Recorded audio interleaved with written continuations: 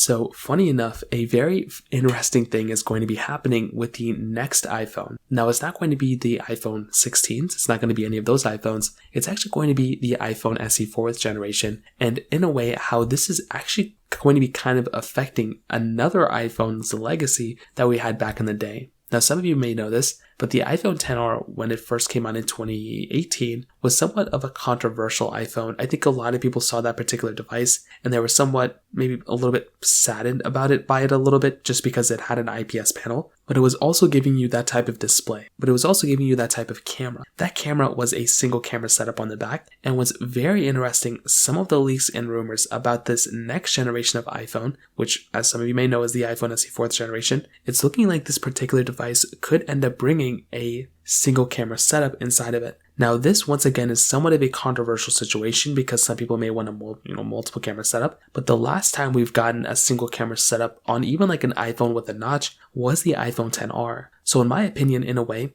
the legacy of the iPhone XR and the impact of this iPhone could actually end up being felt on something like the iPhone SE 4th generation, and for a lot of people who weren't able to experience the iPhone XR at that time, could end up getting an even upgraded, a better version of the iPhone XR so many years later when the iPhone SE 4th generation actually comes out. Now with the 4th generation iPhone SE, this iPhone is still going to be bringing a lot of stuff to the table. It's still going to be maintaining that, pretty good display. It's going to be an OLED display this time. It's going to have a very good build quality, and it's going to have a lot of really good stuff going for it. But it is very interesting because as the iPhone XR is going to be sunsetted a little bit, somewhat of the legacy of this particular iPhone with the iPhone XR is still going to be experienced with this next generation of device, which, as I mentioned before, is actually pretty insane in and of itself. Now that's on one hand. The other hand is the iPhone XR. When this particular device came out, this iPhone was about $749. That was a pretty big price to pay for that particular device, if I'm being honest. But the other thing to keep in mind is that with the iPhone SE 4th generation, this device is now going to be costing $749. I actually think it's probably not even going to cost